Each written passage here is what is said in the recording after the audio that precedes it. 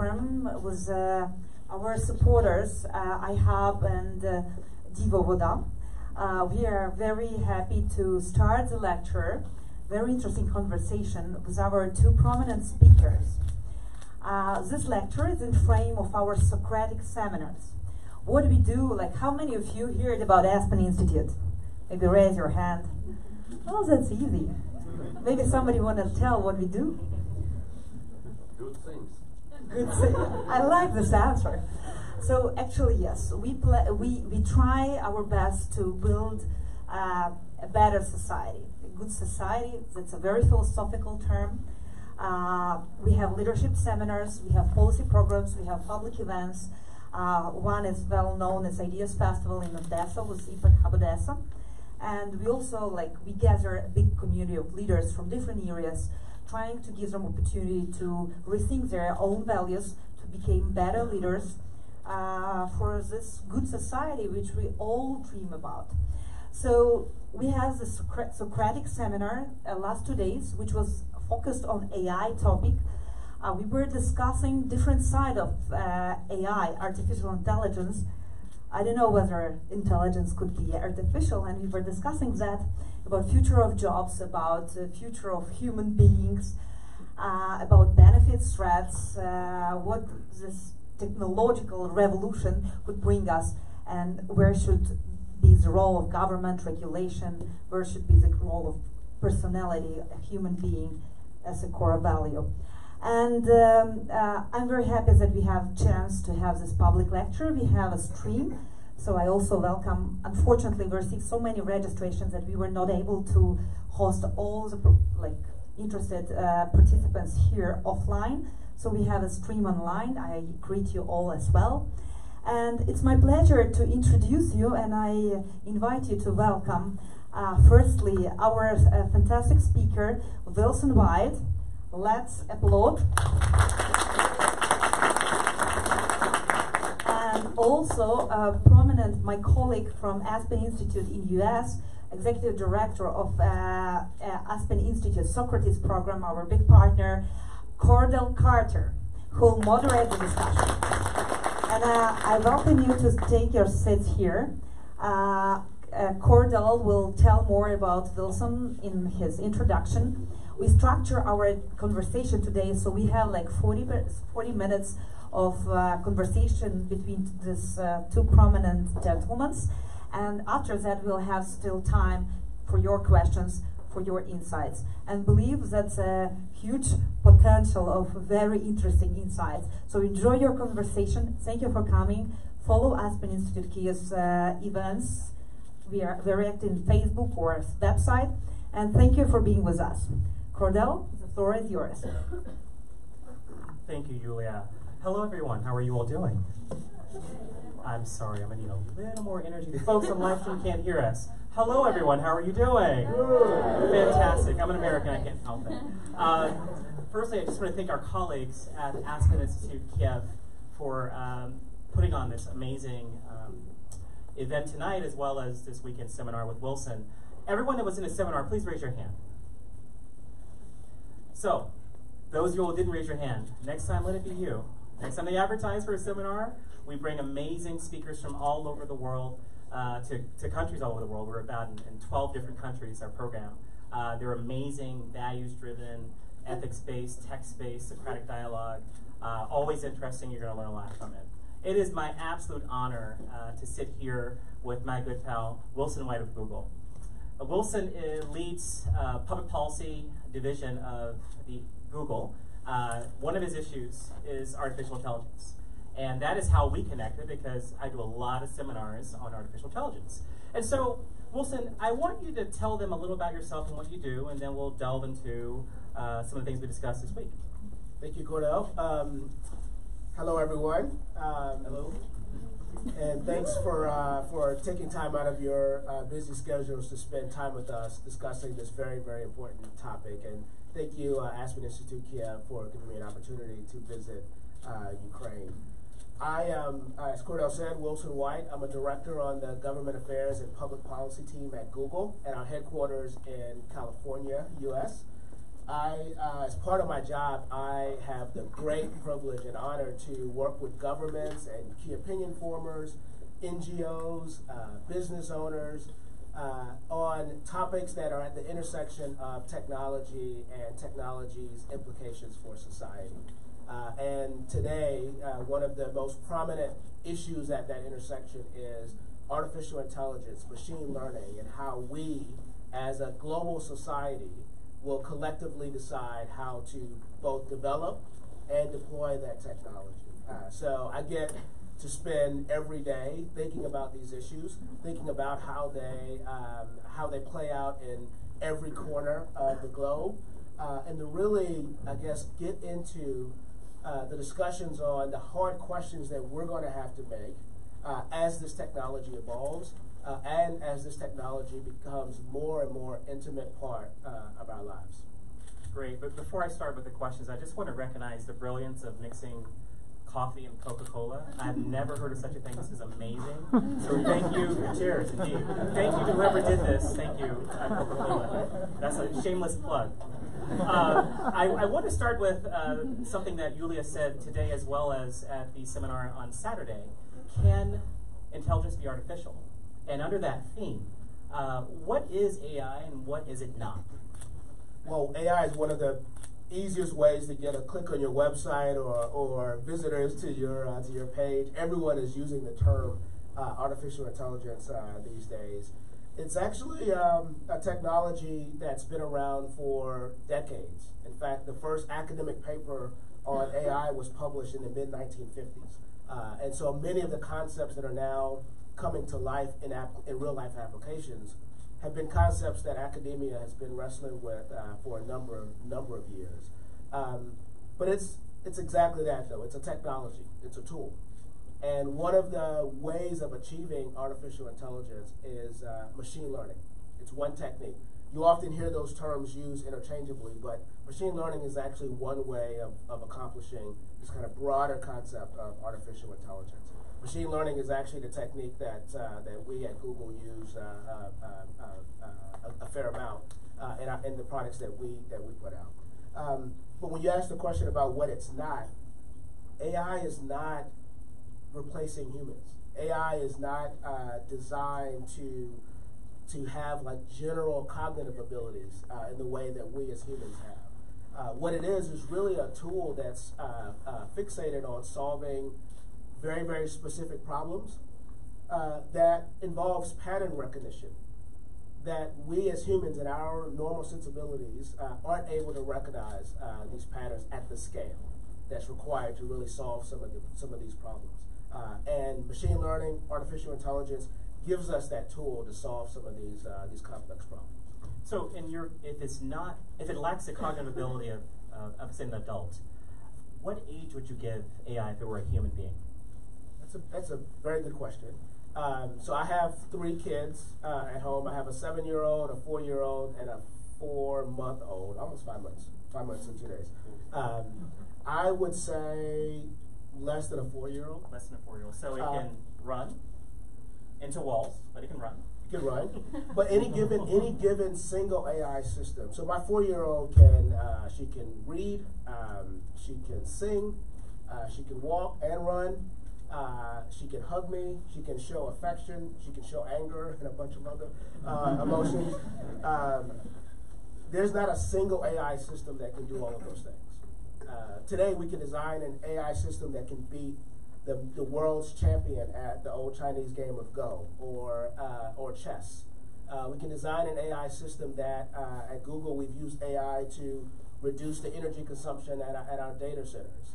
You can design an AI system that can detect certain diseases better than pathologists. But having a single AI system that can do these types of things across domains, we're not there yet. And so I would put AI as a very, very, very, very early stage technology in terms of the applications. So is it fair to say that the way most of us think about AI is we're mostly thinking of the marketing and not necessarily the solution? Is that fair to say? Maybe. I think a lot of people are on the kind of marketing bandwagon and using AI a lot. In my view, that also contributes to 2 things. It contributes to the hype around AI, but it also contributes to exacerbating like the dystopian views of AI. Right, the worst is going to happen. And in our seminar this weekend, it's actually Luis who's sitting here on the front row here. As part of our discussion, we talked about like whether we should think about renaming AI. Right, Yulia said in her opening remarks that like can intelligence actually be artificial? And I think these are good questions to ask and think about. Like, does the name artificial intelligence, does that imply things that actually drives us immediately to dystopian views about the technology and what it can accomplish and what it ultimately will be able to accomplish? And one of the suggestions that came up in our discussion, which I loved, and I think I'm going to steal it and use it from now on as I talk about this topic, is maybe we should think of it as collaborative intelligence. Because that's really what we're doing with machine learning. We're looking at how can this technology assist us in the things that we do as a society, right? How do we make pathologists better? How do we solve problems that we couldn't solve before better? How do we increase productivity and employment, right? So it's really in a collaboration with us and not artificial or supplanting us. So I wonder if you can speak to some of the uses of AI type technologies that we may not be aware of, that we're already using, that's always among us, and then transition to some of those big problems that AI is helping us solve. Good question. Can I see a show of hands of folks who have used an AI system before? So it's about 60% of the room. Actually, I think everyone in the room has used an AI system before, because I'm willing to venture that everyone in the room has a smartphone. Everyone in the room has probably done an internet search before. Hopefully you've done that with Google. But if not, I understand that there are other internet search engines out there. You just don't know their name. But if you've done that, like at Google, for an example, we've been leveraging AI technology for over a decade. And we use it in many of the products that you use every day.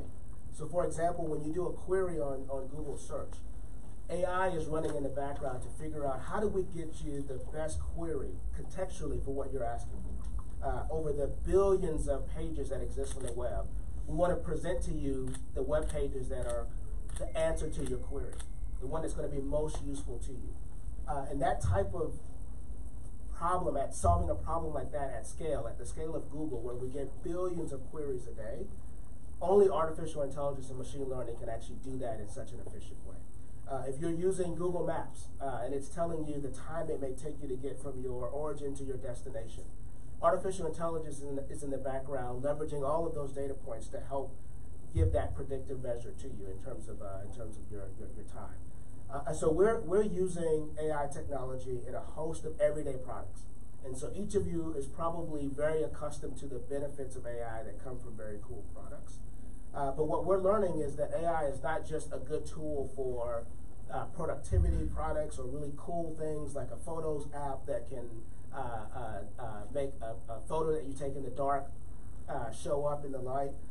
It's also solving some of the world's greatest challenges. So for example, we did a research study not long ago, and now it's been published and we're working with clinicians on. There's a disease that's called diabetic retinopathy. It's a disease that's associated with diabetes, and it's the leading cause of blindness around the world. Now, this disease is, once detected, it's easily treatable.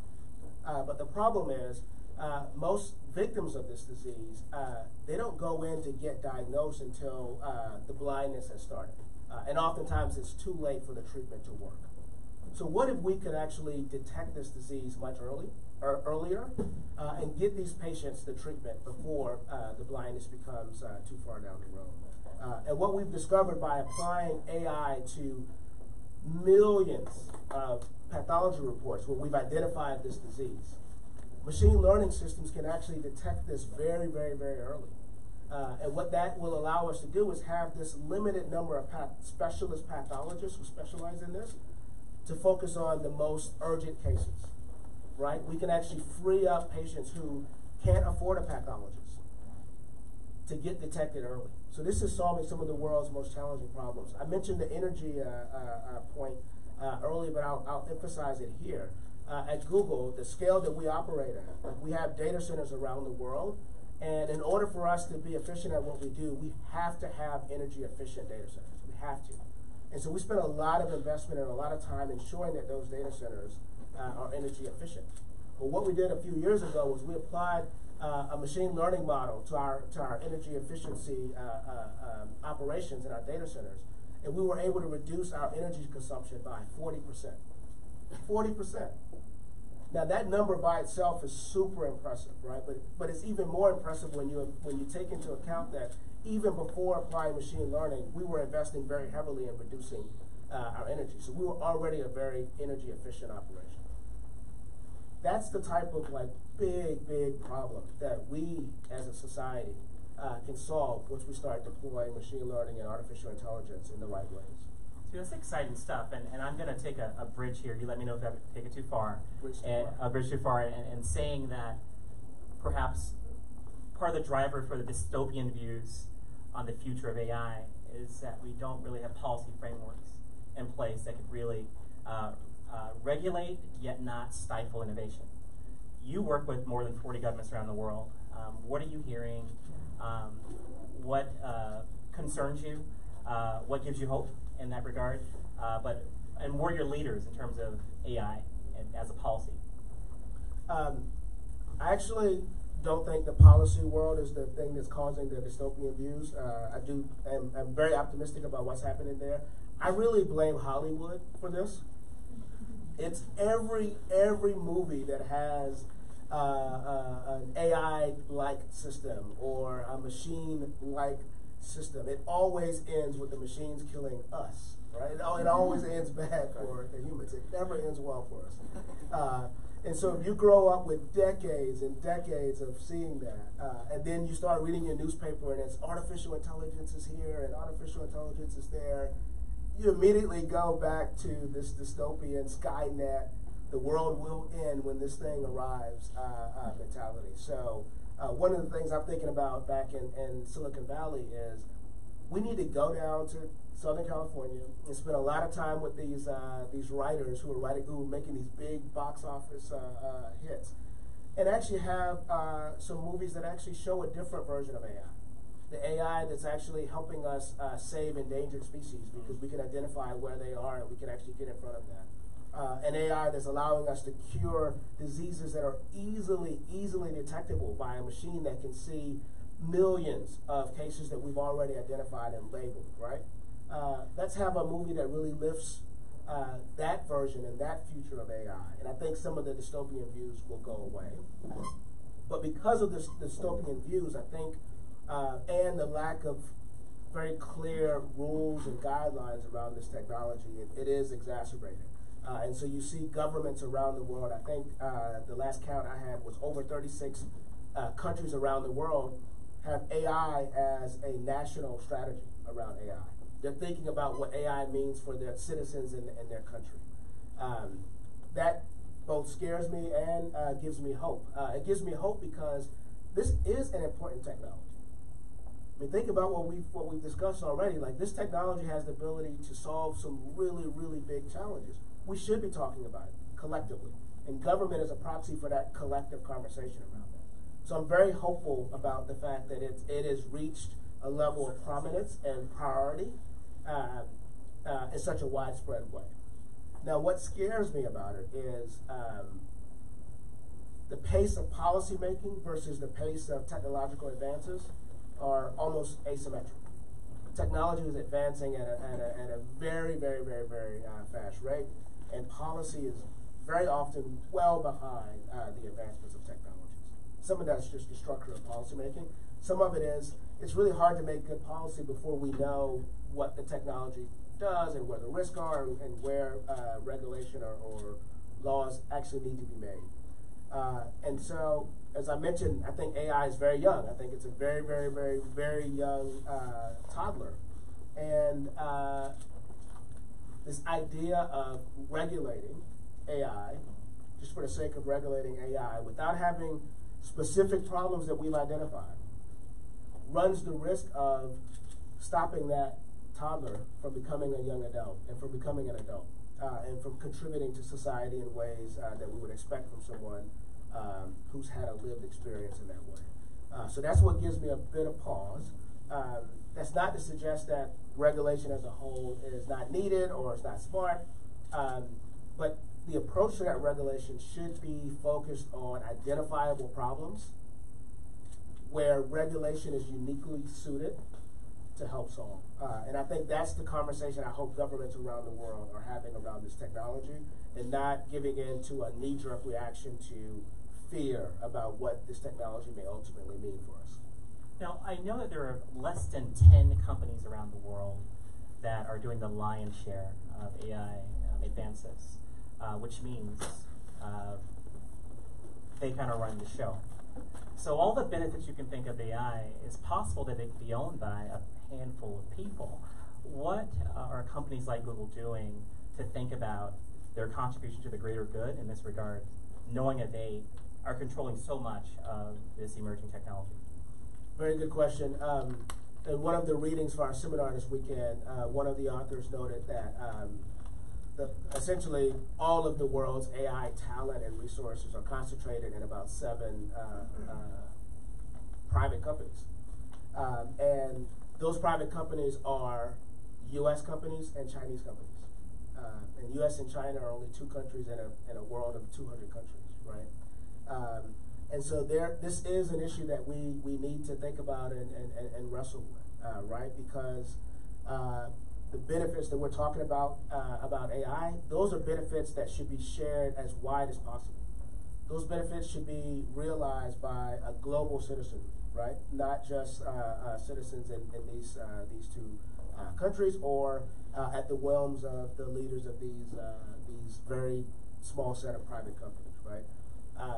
At Google, our mission is to organize the world's information and make it universally accessible and useful, right? And in order for us to live out that mission, we have to think beyond just the countries in which we operate. We have to think, how does our technology get into the hands of as many people as possible for their collective benefit? So one of the things that we're doing in the AI space is consistent with our ethos is to open source our technology.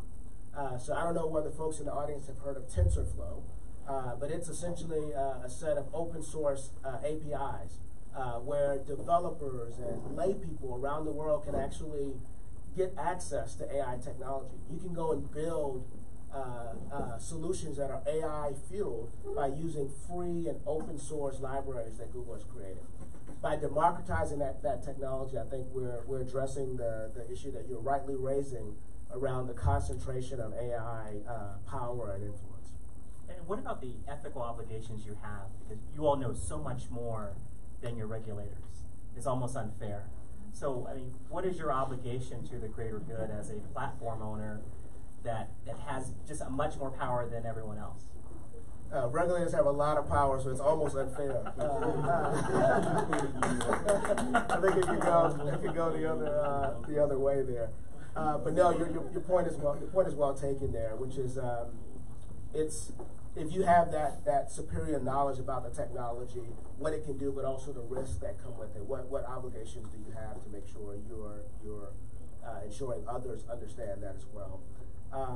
I do think the private sector has a huge responsibility here, not just because the knowledge and talent is concentrated in the private sector, but also because what we do with this technology has real implications for people. It touches people in a real way. And in the same way that when governments pass laws, it touches people in a real way. And so we do have a measure of responsibility there. One of the things that we at Google and other companies have done this as well, but last year we published our ethical charter around AI, our AI principles. And in that charter, we lay out 7 principles, things that we will hold ourselves to when it comes to the development and deployment of AI technology. But we went a bit further than that, and this was the subject of great debate internally. Rather than just laying out the things that we would be for when it comes to AI, we also put a few red lines in place. These are things that we will not pursue. And you can imagine, as a private company dealing with a technology that's still very young, that's a huge step to publicly constrain yourself in that way. But we think that this technology warrants that type of major step.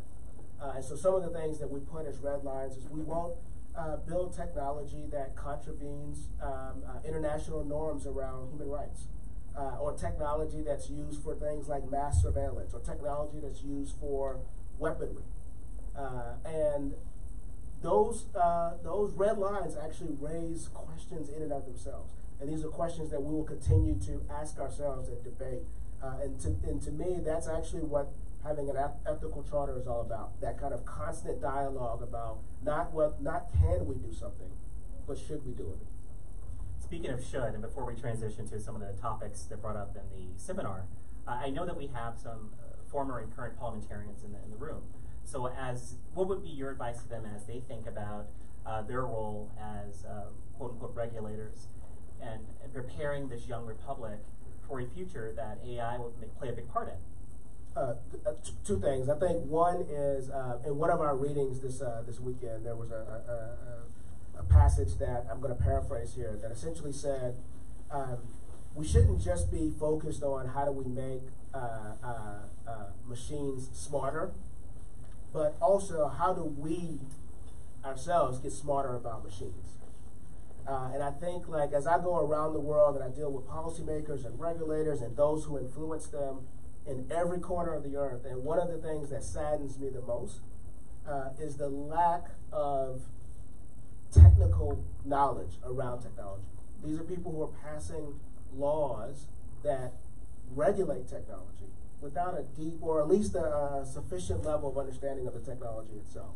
And so one of the things that I will encourage is get smart on the technology. Really take a grounded, scientific approach to the technology that's sober, that's not a knee-jerk reaction to dystopian views or things that's designed to get clicks, like the sensational headlines, but really have a grounded conversation around the technology.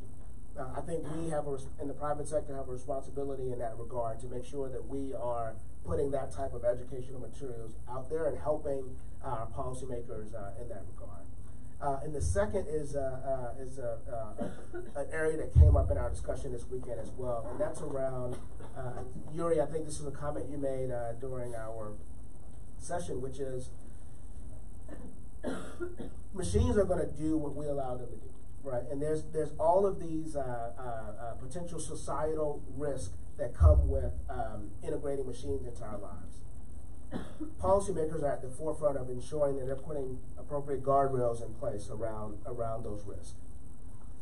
But a lot of that is reflective of society, right? And if we want to improve how artificial intelligence impacts us, the first thing is really to improve mankind itself, improve how we are behaving with each other.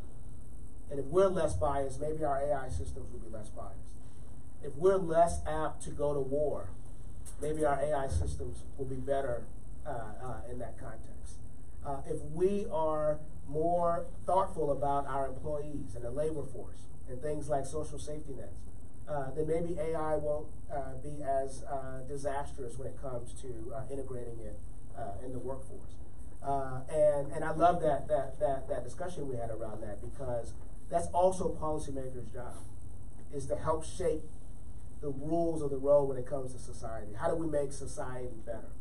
And so that I would encourage policymakers to think about that too. Rather than regulating the tech, let's regulate the people. Be the change you want to be. Great. So I want to get to this. We had several nuggets of rich discussion during the seminar. I'm thinking especially Nicola and Luis. They were talking about labor. Who was talking about children? There was someone talking about having a lot of children. That was funny. Italian. Was it Luis talking about children? But we talked about labor and the potential for AI to, firstly, it's very adept at repeatable tasks, like menial repeatable tasks that can replace humans. What then happens to those people that are displaced by their work leaving? If there's first of all, jobs are made of several tasks, right? And so if artificial intelligence is good at a very specific task, that doesn't mean that it's going to take the whole job away, right? They may automate that specific task, but it may not take away the whole job. Now, where this becomes a potential issue is if you have a job where the collection of tasks that make up that job are largely or exclusively repetitive, non-cognitive type tasks. Those are easily susceptible to having machines do those. And so the question is, when those jobs go away, what do those people do when it comes to work? And that's why some of the conversations we had this weekend around lifelong learning and digital skilling, making sure that people are constantly prepared for the new jobs that will be created. And that's one of the things I think as a global society, we should be thinking about that. Jobs have always evolved and changed. In fact, when my dad was my age, the idea of a social media manager was not a thing. It was not even a thing. And now there are tens of thousands of jobs with that title, a social media manager. So over time, we think of new things to have work around and to have this concept of a job. And so we have to make sure that our people who may be in jobs that are being replaced by automation, that they're constantly getting the skills to have them prepared for those new jobs that we inevitably will create. Now, on top of this creative destruction conversation, there were some folks that did take a dystopian view and started saying, listen, there'll be some people that just can't learn anymore. They either don't want to, they lack the cognitive abilities, or they're too senior in their roles that it just doesn't make sense to transition. What then? Is it universal basic wage? Can the savings from AI and labor pay for that wage? Have you come across this topic outside of seminar? Just wondering. Absolutely. I think as governments are wrestling with AI, this point around the impact on the labor force is one of the top agenda items around the world. But it's not uniform. If you look at an economy like Japan, and we had Ken here from Japan, Japan has a rapidly decreasing population growth. And so in order to keep up with productivity, we need automation in the workforce so that we can continue to have people with rising wages and a rising standard of living. So bring the machines. But in other economies, the automation can actually put large swaths of the population out of work. And so governments are thinking of a slower and more surgical approach to how automation may be deployed, specific sectors. And so governments are thinking about this. But there's going to be people on the margins, right? Like the senior who is not going to be in a place to like learn new skills and take on a new job that's created. And I think it's incumbent upon societies to ensure that those people are well taken care of, to have a social safety net. And so this conversation around universal basic income or a living wage, these things are being discussed in earnest in places around the world. I tend to agree that that's a responsibility that we have to society.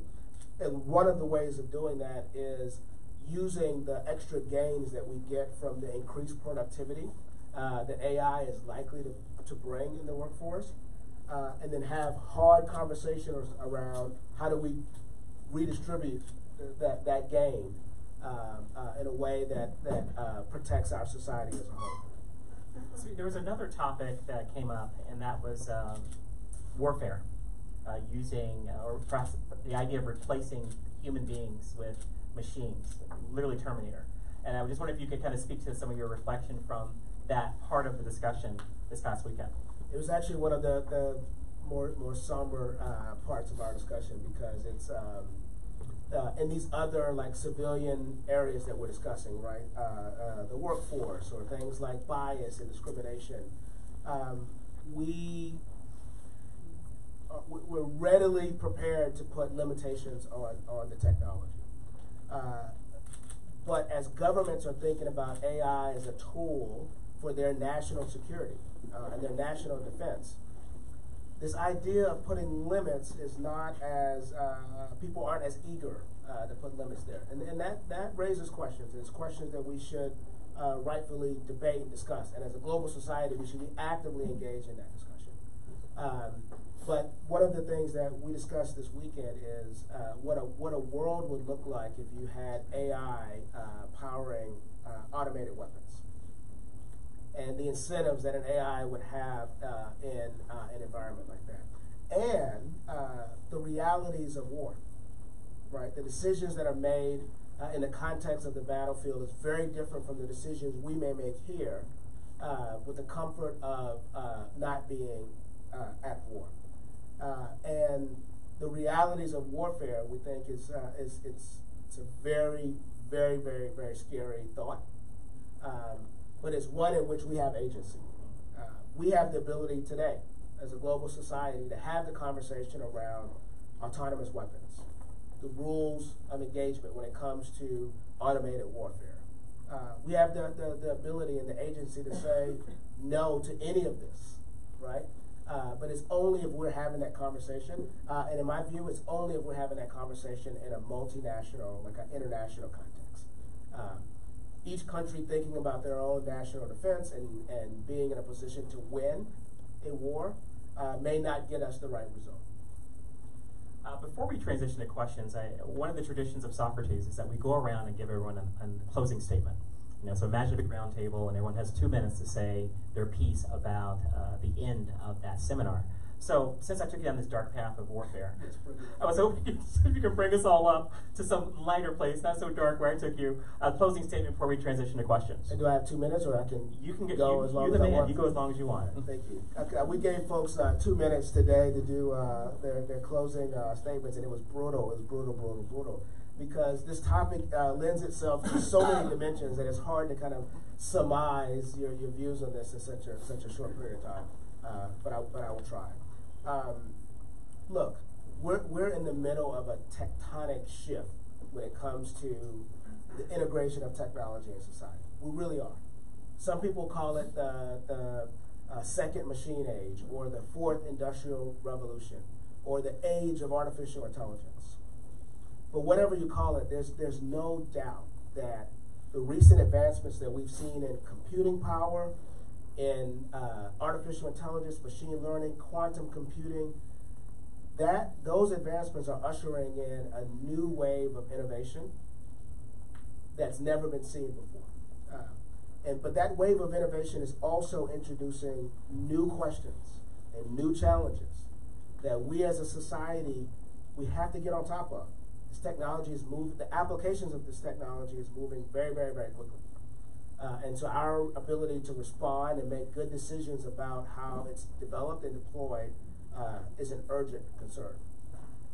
But I think if we do that, if we actually take the responsibility that we have as a global community and learn about the technology and shape it in a way that actually benefits, it actually extracts the most of the benefits while putting in the right safeguards to mitigate the downsides, I think that we're gonna see innovation that will outpace innovation that we've seen from the advent of the internet, or going way back to like the steam engine or the combustible engine.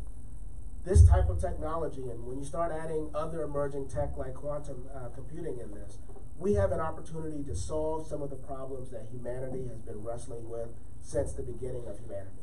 And to me, that's exciting to me. And my counter to this idea of like a dystopian view of our future, is that we have complete agency in all of this. And I like to tell people I'm a technology optimist, but it's not because I'm naive or optimistic about the technology. It's because I'm optimistic about us as humans. We will continue to leverage this technology to make us more open, to connect us more, to make us more tolerant, to make us more just, to help us save more lives, to help us solve more problems. That's been the course of our history as human beings. I see no reason that course will change because of this new technological, the introduction of this new technology into our lives. And that's why, at the end of the day, I remain an optimist. Fantastic. And I feel much better. How about you all? Feel better? Give both my hand. Questions, please. Right here in the middle. Please stand and say your name, please. Hi, my name is Nikita. I'm a founder and chief technical officer at one of the AI companies here working on virtual psychologist application. My question to you is, regarding your several stance on our collective effort as a global society. Do you think that global society actually exists, and do you think one size will fit all? And what's your view as a company or your personal? How can we craft solutions or hyper-personalize the solutions for every individual or every ethnical group of people who have probably their own culture and their own ethics? Thank you. Thank you. So it's a good question. I think it's the short answer is all of the above. I do think there's some questions that this technology introduced that requires a global approach to this, right? If we're thinking about warfare, that doesn't lend itself to a country-specific solution. It needs to be on the level of some of the non-nuclear proliferation treaties that the world really engaged in post-World War II. So in that type of problem, it needs to be an international thing. When you think of questions around employment, for example, I do think this idea of basic income globally, with a local flavor to it, right, is a global conversation that we should have. But when it comes to like how we deploy the technology, we do need to have a more surgical view of it. We read an article that like profiled this former manufacturing town in the U.S. And when automation came in, all of the jobs from the manufacturing plant went away. But unfortunately, that community was made up of almost all manufacturing jobs. So on a very localized view of this, that automation killed that town. Where if you were to zoom up and say automation in the manufacturing field, you may say this is actually a good thing. This actually increases productivity in manufacturing. But what it did to that very specific town was devastating. And so as we think of that type of problem, where we deploy AI and automation in the workforce, we should be more surgical. We should look at that specific area, that specific sector maybe. So I do think we need to take like a very a hard look at the problem that we're trying to solve with AI and what's the best way of solving that problem, both from a personal or local or regional or international standpoint. Our mic person is closing the door. Question here. Hello, my name is Vlad. Thanks a lot for your thoughts and like this topic. So my question is that maybe you know last year there was an amazing book published by Kai Fu Lee. He was the head of Google in China. It's called the E-Superpower Comparison, Silicon Valley, China, like and what's happening there, yeah. And with the help of very loyal governance regulation in China, they're collecting a huge amount of data set, and from the machine learning perspective, it's clear that to have a solution of extremely challenges, you don't need like a brilliant guys, you just need a data set. So from your perspective, if I take a look from a level point of view on the world society, things that are happening, this like balance and fact that China is running ahead, how do you feel how we will behave maybe in the next years, like maybe thoughts about it? Good question. There's a lot of conversation in our discussion this weekend about data and how data fuels training models and like AI systems. And I think it's a very, very important part of the equation. But I do think the technology has evolved and is evolving. And so early conversations around this basically settled with where your premise is, which is the more data you have, the better your AI system is going to be, right? What I challenge with that is I think as we're getting better with AI systems, we're learning how to do more with less. Because AI is actually designed to solve very specific problems, it's not really the amount of data you have, it's the quality of the data that you have, right? And so if you want an AI system that is trying to detect a particular type of cancer, having just general medical records from 1 billion people is not as helpful as having 10,000 pathology reports that have been labeled with that very specific cancer. And so the amount of data is not necessarily determinative on how good the AI system will be. And so there's a lot of research and a lot of thinking being done about how do we make sure that we can get the most out of an AI system with the least amount of data. Now, in your point about the larger like geopolitics around China running ahead and other places are not, I think this really goes to the point that Cordell, you raised around like the ethics of AI, right?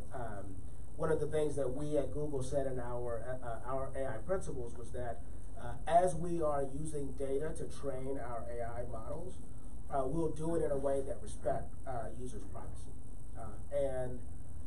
This really is that question of, can you just get as much data as possible and make systems better? Yes.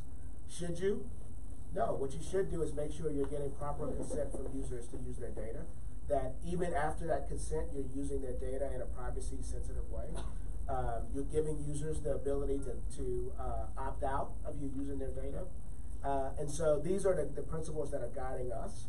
I don't like to get into this other company or this other nation is running ahead, because it's not about just getting the best AI. It's about getting the best AI in the best way, right? And that really is at the heart of this question of the responsible development and deployment of AI. We can develop it and deploy it, but we must do it responsibly, and in some ways that may constrain us. I have a skip line here because a colleague at the seminar, Mikola, introduced a term I'd never heard before, Robo socialism. Do you recall saying this? No. Who said it? Battalion. Is he here? Can anyone speak to Robo socialism, what he said? Does anyone remember? He started with Robo communism. Robo communism. Can you speak to it? No. No? Then it evolved to Robo socialism. Yeah. Just an example of some of the conversations we have. He's not here, so I don't want to call him out. Next question, I'm sorry. Here in the front.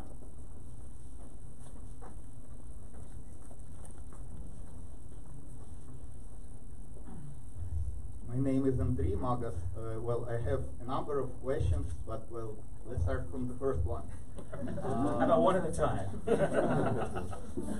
Mr. White, you estimated that artificial intelligence is 4 years old, and you used the criteria like being able to hug, to feel emotions, etc. Is it possible that artificial intelligence just uses well, other criteria like calculation power? Yeah, I think that's right. When in terms of solving mathematical equations or being able to detect patterns that are undetectable by the human eye or undetectable by the human ear, yes, I think there are AI systems that exist today that are much better at humans in those very specific areas. The point I was making there is that system that is very, very good at image detection, that system probably can't compose a new song or read literature, right? It's really, really good at image detection, but it's horrible at everything else. And so we're far away from having what people call artificial general intelligence. It's this idea of having cognitive abilities across domains. And that's the point I was making there in terms of it being a 4-year-old, right? Like it can be, it's better than humans in a lot of areas, but those very specific areas only. May I the second one? Well, one sec. Is there another question before you get to the second one in? Yes. I have one. We'll come back to you, I promise. You will continue later. Mr. White here. So my name is Uyana. I'm a co-founder in UK-based company. So we run a fintech. But my question would be rather like very much focused on the social challenges, right? So what are your 5 top or 3 top challenges in society which you see can and should be addressed by AI? Fascinating question. And I think this type of question is what we as a society should be asking ourselves, because this gets us outside of the robots are going to come kill us, right? This actually allows us to have a sober conversation about what AI can do, right? Because it can solve big problems. I think problems on the scale of climate change, for example. We have been, as a global community, have been wrestling with this. We know it's a problem. We don't really have a solution. We have things that we think will help slow this problem, but we don't have a solution. This is a very, very hard problem for us. at the root of that problem is really pattern recognition, understanding how certain emissions or its impact on the ozone layer, et cetera, and then the attendant impact of that on the temperature and geopolitical issues, et cetera. That is the type of like pattern recognition and looking at things at scale. That's exactly the type of problem that AI can be really good at. So to me, I think that's the type of human problem that we should be thinking about. Another area is generally is the area of health. Being able to detect diseases early. If there's a disease that we've detected 1 million times, we can train an AI system to detect that because it's very good at image detection. It's very good at voice recognition and those types of things. So let's leverage that very, very good skill set to do things like being able to detect things earlier so that healthcare can be distributed to people in rural parts of the world that don't have access to the most experienced doctors, et cetera. So healthcare is another area that I would say. And then I think the third one is this idea of productivity. We have vast inequalities in the world, right? I think that most of the world's wealth is concentrated in like 2% of the world's population or even smaller. And AI can actually add more productivity to the economy, get people back to spending time with their family and more leisure time, more creative. But the problem for us then is a human problem, which is how do we redistribute that wealth? In terms of wealth creation and productivity, AI can help us with that. But then what we do with that wealth and how we make sure that those who are most vulnerable among us are protected, that's a human problem. And we should leverage AI to actually give us that problem to solve. Yes, question in the back here.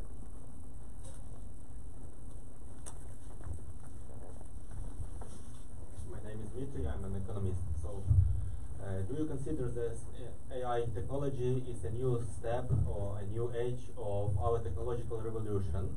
And you have told us a lot about pluses about this, but each technology has pros and cons. What do you think the main, not problems, minuses, or weaknesses or threats of this technology in the next 10 years? Thank you.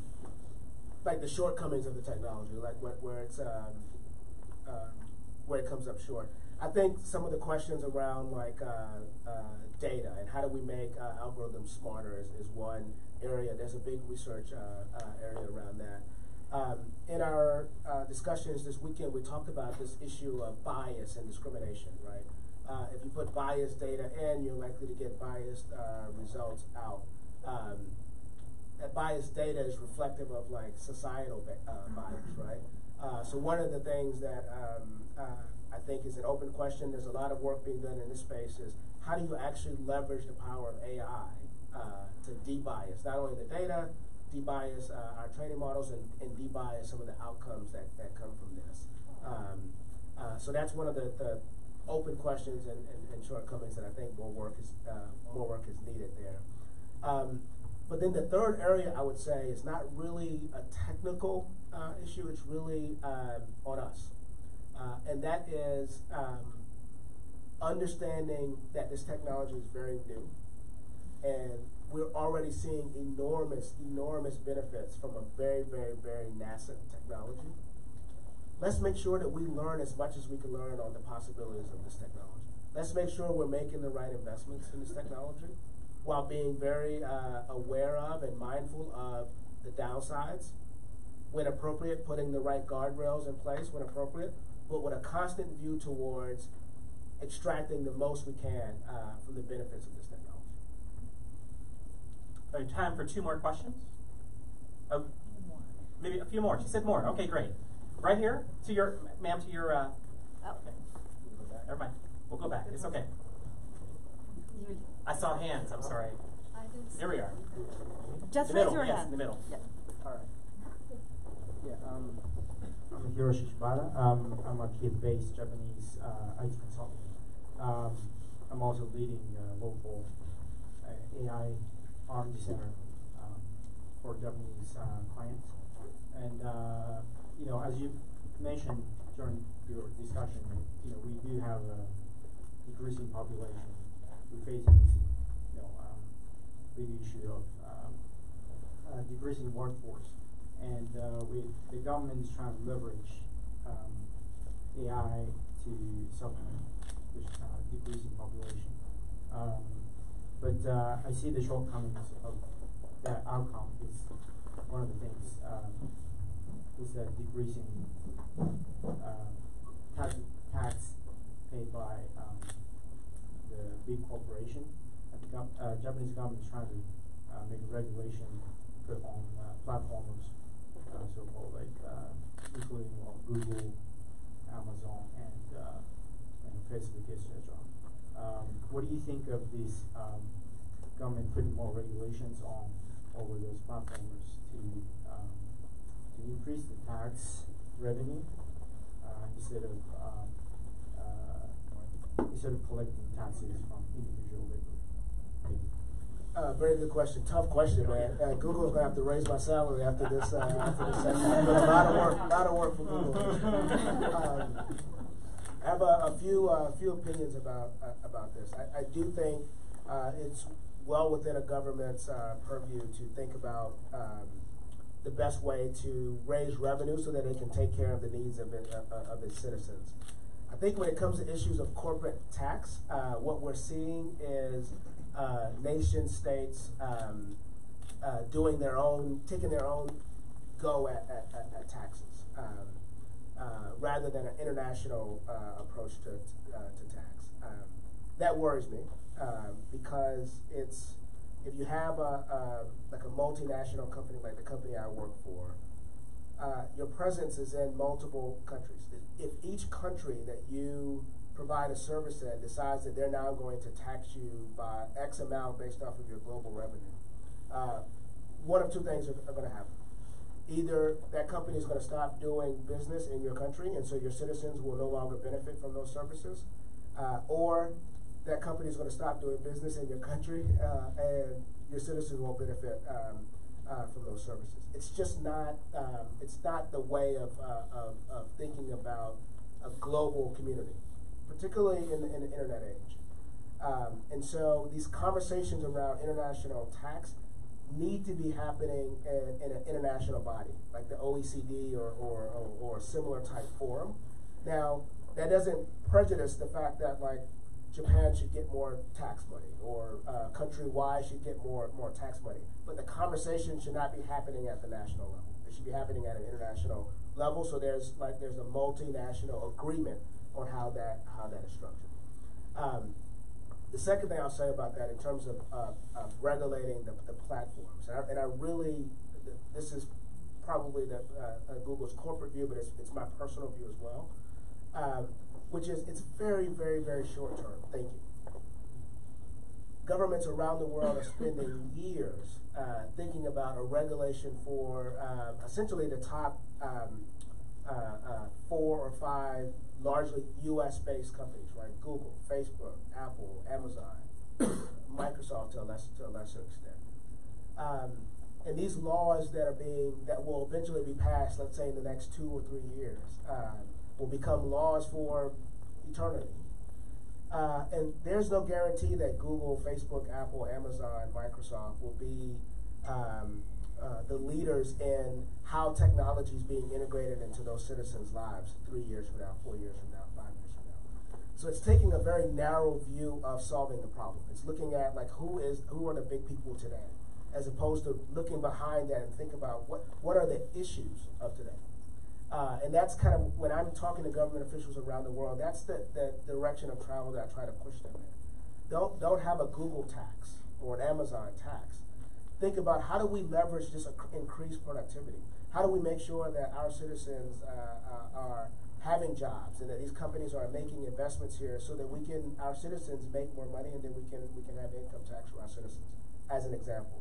But I do think this very narrow view of regulate what is right in front of us today and not think about what the world will look like 5 years from now when that regulation finally passes, is the way that governments and the private sector should be interacting on solving problems.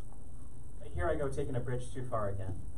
I just wonder if our major technology platforms would be supportive of an international body like the OECD saying, okay, listen, we're going to get all the top 67 countries not to tax you, but we're going to tax you. I want you to contribute 3% of revenue to a futures fund that focuses on computer science education for citizens all over the world, children all over the world. Is that something you think large companies like Google would be supportive of? Yeah, I think that any conversation that happens in an international context like that, the devil will be in the details. But I think if that conversation is happening in an international way and that becomes the decision that the world's economies come up with, you'll see companies like Google and every other company comply with those laws. It's not a we don't want to pay tax conversation. It's more like what's the right way of having that conversation. But on your question about like digital skilling and paying for kids to be educated, I don't even think that should be part of the tax. I think the tax conversation should be we should pay taxes so that governments can provide services to their citizens. But this responsibility of making sure the next generation has sufficient digital literacy, I think that's individually the responsibility of companies like the company I work for. And that's why we invest very, very heavily in digital skills education and ensuring that kids, even at the youngest ages, are becoming digitally literate. Great. I saw some more hands. We have about 15 more minutes, so ask away. Yes, sir. Thank you. My name is Ruslan. I'm lawyer, ex-Ukrainian MP. And so my question is, if you have the understanding that must exist some rules in the whole world,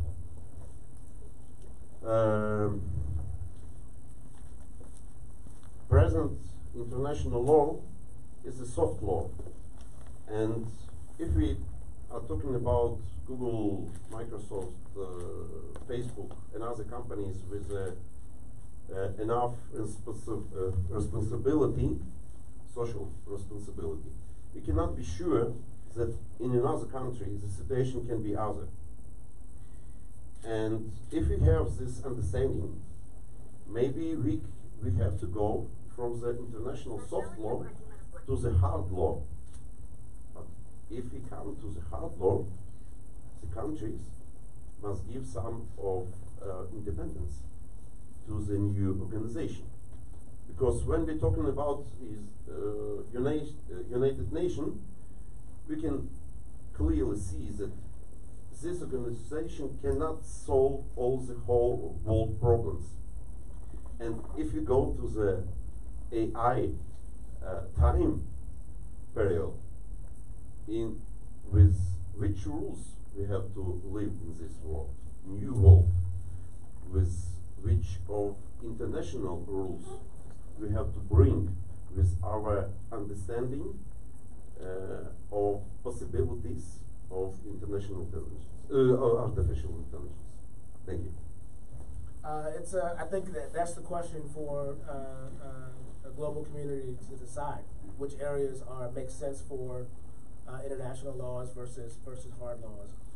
In our discussion this weekend, someone used this analogy which really resonated with me around air flight rules, right? Imagine a world in which the United States of America had one rules for flying and landing planes. Ukraine had a different set of rules. The UK had a different set of rules. We would be destroyed, right? But the idea was we want people to be connected. We want Americans to be able to travel to the UK and Brits to be able to travel to Ukraine. And so in order to facilitate that, we have to have like an internationally recognized set of rules, right? And I think that analogy it really resonated with me because I think AI is the type of technology that lends itself to a similar analogy. There's certain things that we as a global community want to have. We want to be more connected. We want our climate to be better. We want our air to be safer for our kids. We want our elderly to be able to be taken care of. And AI can solve all of those problems. Now, there are other problems that AI may be able to solve that lends itself to very specific kind of national strategies, right? And so it's not a one-size-fit-all. Let's just regulate AI from a broad horizontal way. is actually looking at these very specific applications of AI and thinking about which of those make sense for us to solve from a national standpoint or even a local standpoint, and which of those make sense for us to force that conversation in an international context. Next question. Yes, Mikola, front.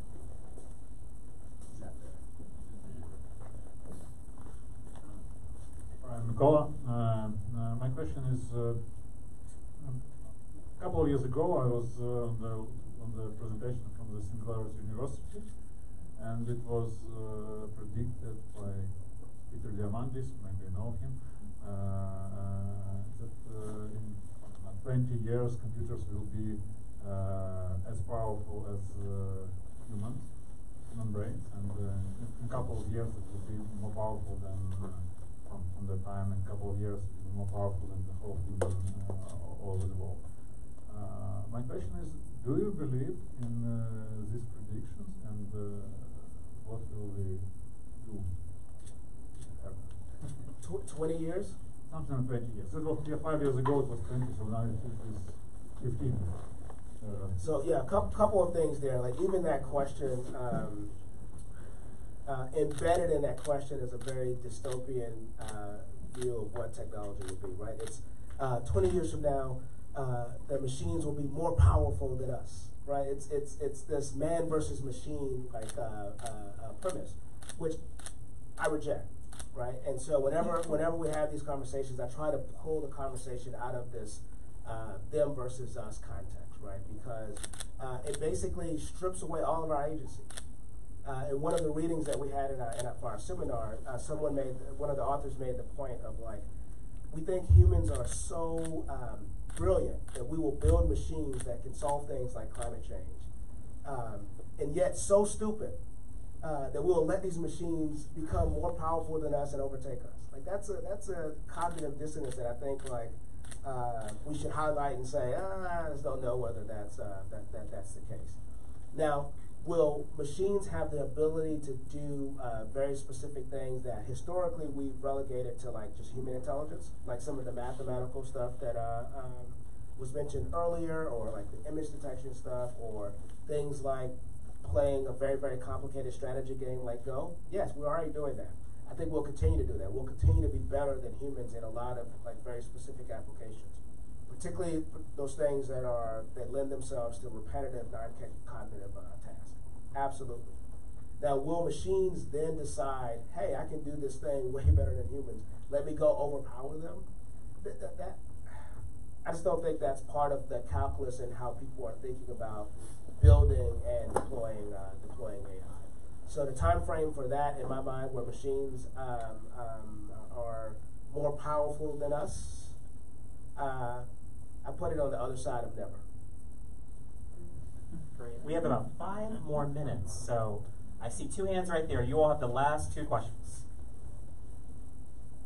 So please budget your time. Okay, thank you. When comparing human power and power of artificial intelligence, well, we can objectively say about calculation possibility. And we all agree that AI is billion times faster than humans. The example with a chess game, first people made a program which defeated human. Then there was another program which learned all the games, and then they had a computer competition, and one program won. And then people made artificial intelligence, which was given only rules, no sample games, and it learned by itself.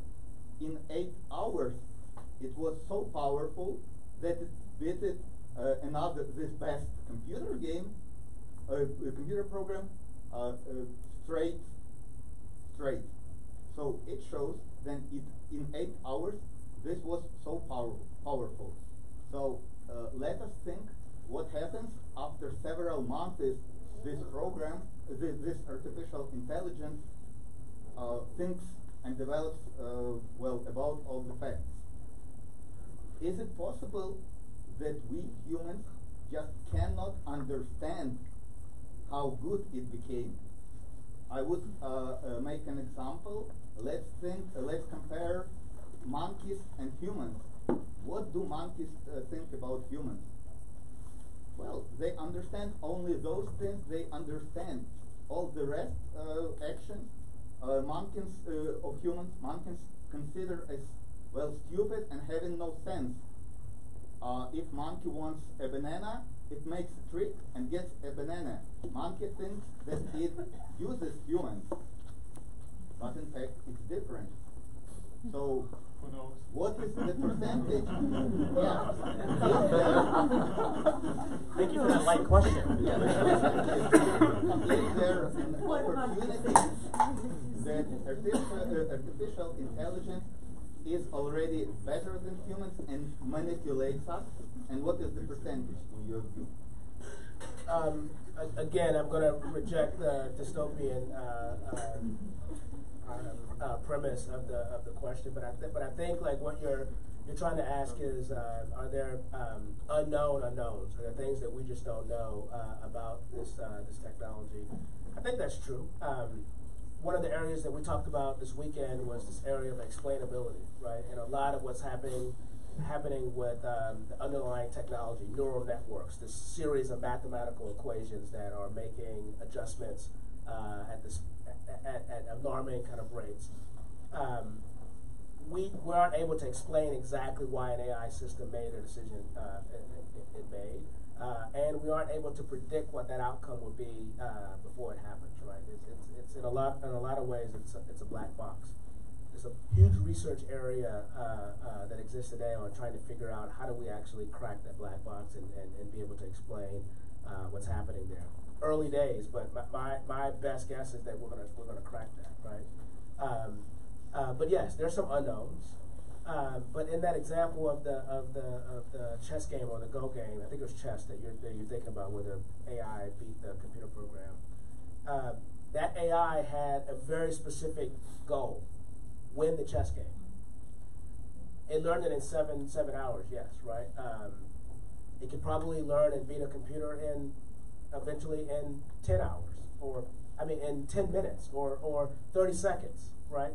But the outcome will still be winning that chess game. That AI system that beat the chess game is not going to get up, walk, talk, sing, compose music. It's designed to do one thing: win at chess. And that's that grounding that conversation in that way, and not like getting pulled into this because it's really, really, really good at this one thing. Like, it can really be good at a whole bunch of other things. The technology just doesn't support that today. There are people who are thinking about this area of AGI, like general intelligence, and that's far off. But if we're ever in that world, then some of the things that you're laying out, I think, becomes more of a reality. But we're nowhere near that from a technical standpoint today. And the last question, the woman in white here. Hi, my name is Kenya. My question is, maybe you can imagine a job of the future which is protected from being replaced by artificial intelligence. I mean, it's kind of a mental health issue. Even if you're strong and young enough to organize your life and find another job, yeah, but nothing can guarantee you that your new place will be replaced, and it seems like it leads to the social class of unuseless people. So maybe you can imagine such kind of job opportunity. Yeah, we read a fascinating piece as part of our discussion that really envisioned a world without work, and it was fascinating just to think about, like, what would we be able to do if we had much more free time and leisure time, and I just think that jobs, that work means more than just money, right? Because there's people who make, like the founders of the company I work for, they make billions of dollars. They're worth billions of dollars, and they still come to work every day. So it's not about being paid. Work has to mean something more than that, right? And so for different people, work has different meanings. And because of that, I think there will always be a human incentive for work. So I'll give you one job that I think will never go away, at least for me. I love whiskey. Anyone who spent time with me over the past couple of days, they know that. And one of the things I love about whiskey is I travel around the world and I'm having trying new whiskeys. I love to have someone engage in a conversation with me about the whiskey. I'll pay whatever to be able to have that conversation and to learn about the character of the whiskey, its history, the distillery, the family. And even if AI comes in and can create the best distillery of whiskey, someone will always be able to have a job, even if it's just one customer. If they can spend time with me and explain the character of the whiskey and why it's such a special thing. Those types of jobs that are like uniquely human, they're not going to go away. That's AI is not going to become that. Like as humans, we like being connected to other humans, and we will always find ways to make sure that connection endures. So it's not something that I think you should lose sleep about, at least in our lifetime. Ladies and gentlemen, 70 years ago, the founders of the Aspen Institute made the aspen leaf the symbol. Now, there's something special about the aspen tree from which the leaf falls. If you see aspens in the wild, you will see thousands of them on the side of a mountain. You're like, that's a lot of trees. No, they share a common root system. That's one organism. We look different, we talk different, we're from different places, but we share a common humanity. That's what connects us. How many times did we hear tonight? Humanity, humans. We are in charge of the future of AI. Join me in thanking Mr. Wilson White for his brilliance. Dennis is next. Thank you very much, gentlemen, for this really vivid and I hope inspiring lecture or discussion or conversation. So, and also I would like on behalf of the Aspen Institute to thank you all for coming here, and basically this is the end of our event. And I just would like to warn those participants of the Socrates seminar who want to join our